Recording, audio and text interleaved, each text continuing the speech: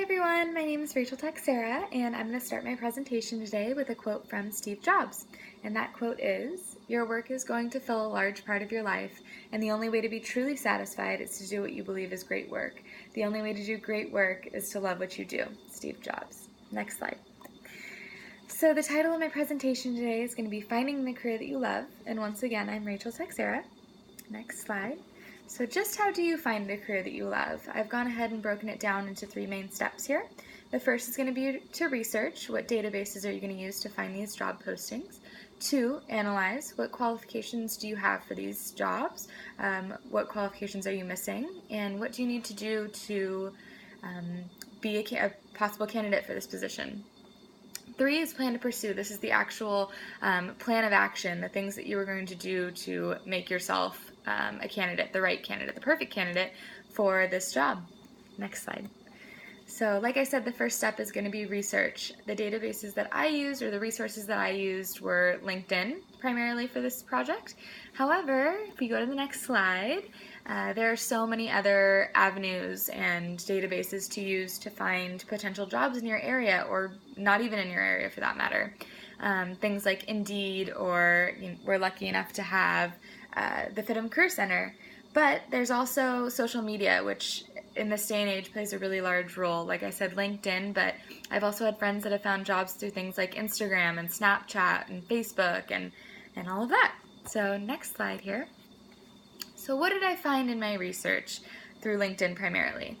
I found 5 different positions that I felt could be good fits for me, and those were the Senior Director of Sales for Pop Sugar, Fashion Editorial Intern for Complex Magazine, Director of Sales and Merchandising for Utrow, Visual Stylist for Forever 21, and a wardrobe styling position with Style Lab.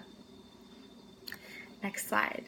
So what is required of me? I went through all of the requirements in each and every one of these postings and compiled a list of the things that were the same and things that weren't the same of all the requirements. And they were things like experience, a bachelor's degree, in-person presentation skills, strong verbal skills, time management skills, writing skills, ability to build relationships through networking, understanding of digital online technologies, flexibility, creativity, ability to set and meet goals, organizational skills, trend awareness, the understanding of the fashion industry, and experience with working with designers.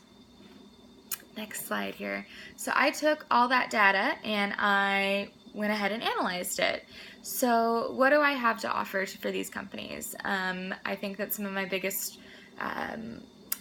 things to offer are I have 8 years of industry experience in retail and in styling and in merchandising. I've done a little bit of everything. Because I've attended FITM, I am Excel proficient now and have a great understanding of how to use all of my Microsoft Office tools.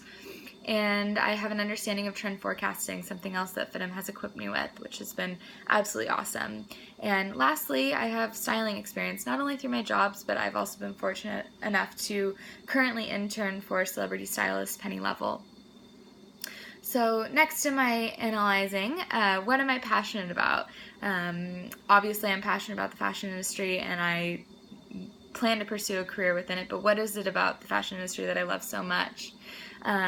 Next, what's important to me in a position, and I've kind of identified those things as a place to grow within a company and a place to move up and new responsibilities and just really growing with the company. And lastly, what aspects of the industry do I find myself in? Like I said, I have experience in marketing, merchandising, sales, and styling, but what aspect of this industry am I truly passionate about, and do I really want to spend, the bulk of my life or my career in? Next slide. So what am I missing? So once again, I compared all my data, all the things that I think I have to offer and do have to offer with the qualifications. And the things that I came up with that I'm missing are a 4-year college degree. This was a staple among all 5 jobs.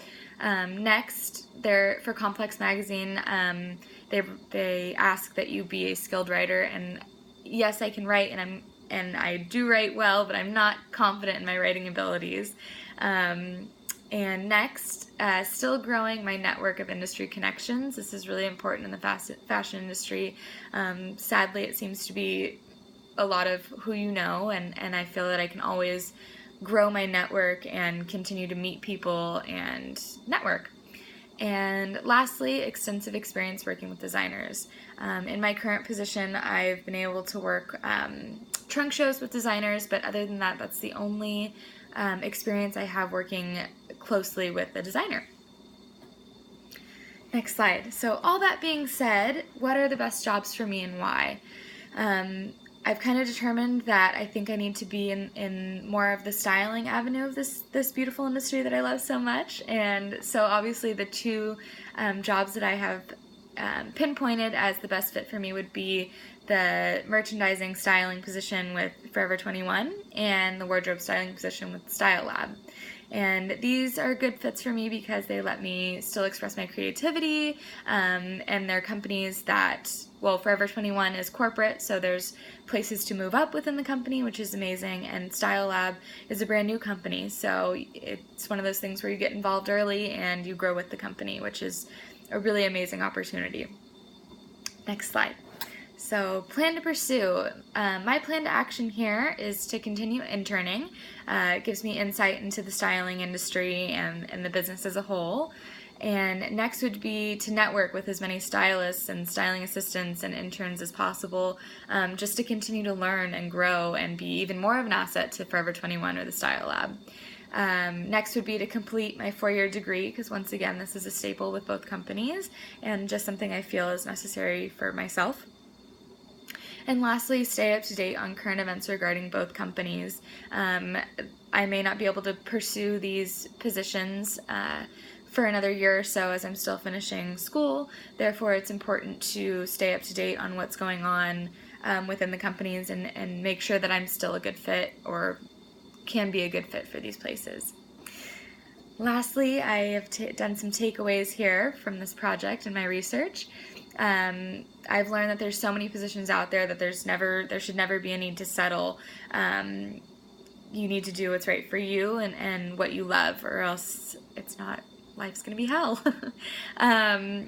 Next, with Profit Research, you can find something you love to do. Like I said, there's so many databases out there and so many resources for us. So once again, there's really no excuse to do something that you hate. And lastly, weighing the pros and cons of all possible jobs is key to making the right decision for you. It was really interesting for me to literally make lists of all the pros and cons and the qualifications that I have and do not have. And it was really useful in making my decision. So to conclude my presentation today, I'd like to end with a quote from Albert Einstein, and that quote is, "Never give up on what you really want to do. The person with big dreams is more powerful than the one with all the facts." Thanks for listening.